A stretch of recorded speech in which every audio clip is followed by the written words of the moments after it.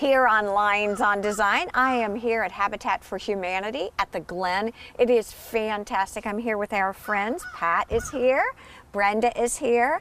And I tell you what, you all are so impressive. We're standing in front of a home now, and the family is living here with 4 little ones. There's the pitter-patter of little feet. It looks fantastic.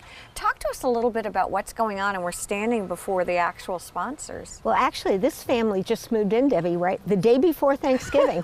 And this Saturday, we're going to dedicate the house. We do that for every house. And this house, we call it the Apostles' Build. A group of churches came together and each donated money and offered their volunteer labor and built this house for this family. Of course, the family helped build it. And they're in there, and Saturday at 3 o'clock, we're going to celebrate the fact that they're in the house. Brenda, I have to ask you this. You said they came together really to fund this house. Yes. How does that work? I think there's so many opportunities and times I would like to contribute. I don't really know what or how to do that. Can you share with me a little bit about what that would look like? So funding comes to us from all different areas, whether individuals want to sponsor a house on their own or companies want to sponsor a house on their own. We have Rotary Club who's done it, realtors who have done it. Apostles' and Build. now churches, yes. Right. And this was our first time going out and saying, you know, some of the smaller churches can't do a whole house on their own. So here's an opportunity where we can get them involved, bring 10 or 12 churches together.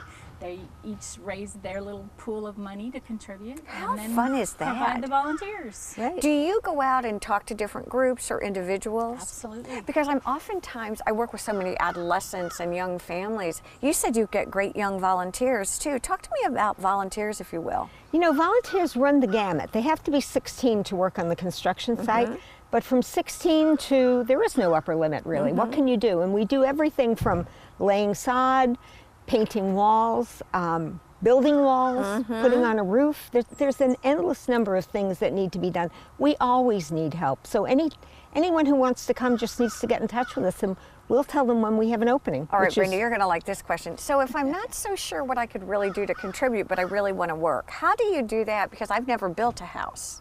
We have a construction manager, a construction team Perfect. that helps show unskilled volunteers. I like it. Unskilled volunteers, right? Yeah. We have other volunteers who are experienced volunteers will also help work with you, and we try to have a mentor work with new volunteers so that they learn those skills. This is always my favorite place to come because I get educated. And one of the things that really has impressed me about Habitat is the way it really works. It's not charity, if you will. No, we say all the time. Look, I know you're both like, ooh, I want that one. We say that we give a hand up, not a hand out. Okay. So the families that live in this house have to work between 300 and 400 hours helping to build their house and the other houses in the neighborhood. And that does a variety of things. First of all, they are committed to their homes because they've helped build them. It's their home. It's their home. Secondly, they know their neighbors because they've worked together. Before they ever move in, there's a friendship built with their neighbors, and that makes a strong community. The kids know each other. They play in the street. It's wonderful. It was funny. I saw the owner of this house walk with her little son, and you know, they're hi, hi, hi. From the time I have met you all here at the Glen, okay, and I've known you all before, it's amazing the sense of community and how this area has really come together. Well, and the thing that really appeals to me about Habitat is when the donors come together, the volunteers come together, and the families who are being helped come together, they're making a long-term investment in this community. So this community is here providing new tax-paying citizens, providing workers for the island. Well, we talk all the time about affordable housing. I mean, to me, this is like a win-win, isn't it? It most definitely is. And you know, this community is particularly special because all this land, these 14 acres, were given to us by the town of Hilton Head. They said, here's 14 acres, what can you do with it? You know, I think you've told me that before, but I think that's worth saying again. The town of Hilton Head donated this. The town is very supportive, and there'll be 32 houses here when we're done in phase 1 and phase 2. 32 families that would not have had a simple, decent place to live before this. And you said this is almost built out, this phase 1. Yes. What is that? So you've got one more house that's almost getting ready to be built here. We have 1 more to start and 2 more under construction. Okay. Talk to me about the houses. How does all that work? Do you take into account the family that's purchasing, or do you have different plans? How does all that come together? Well, we have two different plans Yes. that we're using. The family has some input into their choices of colors and so forth that they get to pick for their house. Yeah, it's been fun to go into all of them and see all the Yes. design, because that's what we talk about, right? That's right. And good design's a good design. I don't care where you are. And if you haven't had a chance to come and see, they really need to come around and drive through here. It's pretty cool. But I interrupted you. Sorry. That's Imagine okay, that. that's okay. I like that. It's Well, because it's really impressive. It is. It is. And as Pat mentioned, the families are putting back into it too. So Okay. they're doing the sweat equity not only on their own home, but they're also helping their neighbors and others get that help too. And then the houses are not given away. They purchase their home and have a payment that they make. Oh, do they that really? payment They goes do. back into helping other families, so they continue to help other families. For both of you, is that part of what you all assist them with? Because I think that could be a kind of an intimidating thing too if I wasn't sure how It is. In addition to the hundreds of hours that the homeowners put in, they have to attend 20 hours of classes on home ownership.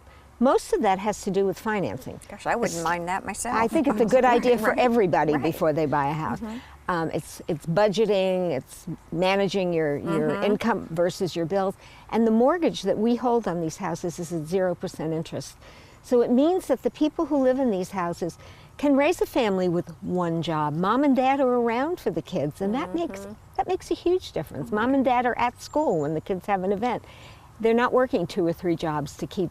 Well, and we were just talking about this young lady with this family here. There are 4 little ones. That's right. And again, what a gift to have a community to play in. Oh, especially the cul-de-sac we have right here. You know, if you come by on Saturday afternoon, there are kids playing everywhere. It just looks like It looks well, there's a America. basketball. Yes. I saw the basketball Yes. hoop over there that the kids are playing, Yeah. in, which is really fun. Again, volunteers can over 16. Are there men, women? Both. What kinds of things are they actually doing? Well, we have the foundation put in, but then we build the walls. We always have a wall raising ceremony to start Okay. the house out. We build those walls. We get the trusses on, and then Listen to you. She's a home builder now. She is. I've done it a couple times. And so that happens. We hire out roofing and Okay. that kind of thing. That's a good thing. It is a good thing. Those roofs are high. Even on a 1-story house, those roofs are high. And of course, we have the licensed trades come in to do electrical and plumbing and HVAC and that kind of thing.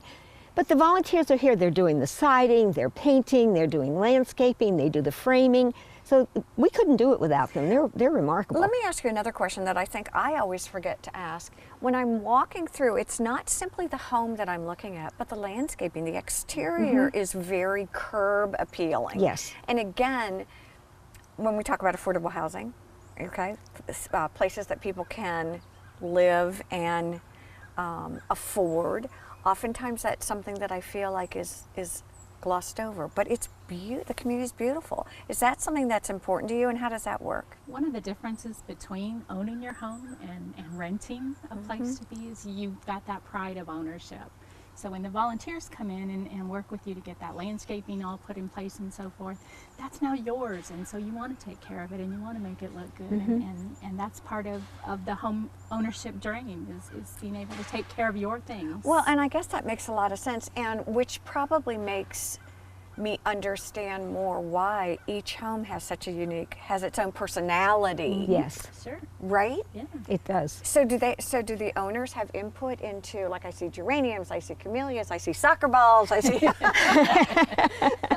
I see a rocking chair. I like Welcome it to all. America. I That's, know. that's it. Yeah, and that's the it's a truth. neighborhood. Someone said to me recently, I went through the Glen for the first time, and he said, it's so beautiful. Right. It's just a beach community. Right, it is. And then he said, nothing about it says affordable housing. Correct.